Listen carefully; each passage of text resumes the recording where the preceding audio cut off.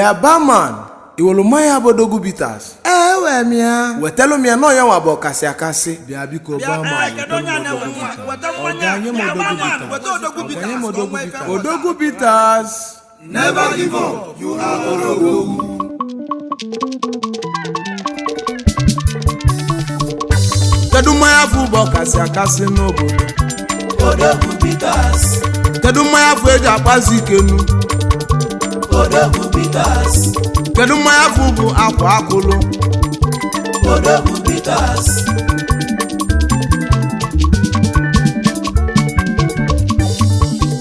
Odogwu Bitters na the best. Take Odogwu Bitters and be the man you want to be. Odogwu Bitters, No more excuses. Odogwu Bitters. Easy ODOGWU. Onye megitie iwepụta.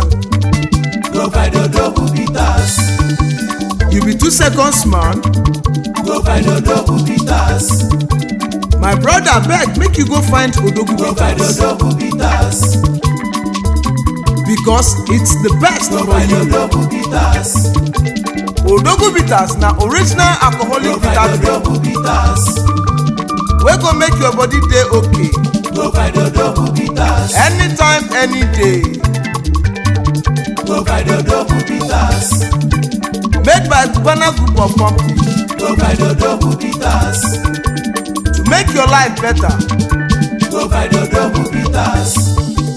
Odogwu Bitters bụ oke mmanya.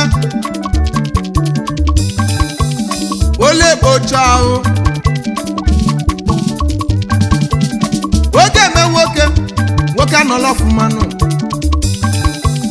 Ọ bụ onye wezi Odogwu Bitters.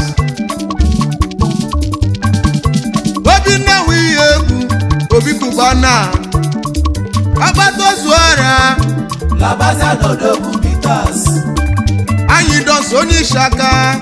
Labaza ODOGWU Bitters. Wọ́n búzọ́ ẹ̀sùnzẹ́. Labaza ODOGWU Bitters. Zubi Michael. Labaza Eze ndị ala. ODOGWU Bitters. Domesi Udu Ego. Ịnalakwa Odogwu Bitters. Henry Pounds. Labaza ODOGWU Bitters. Akpọmọni na Dubai. Labaza ODOGWU Bitters. Onye ego Kokosa. Kokosa na Mozambique. Kokosa wa mama. Labaza ODOGWU Bitters.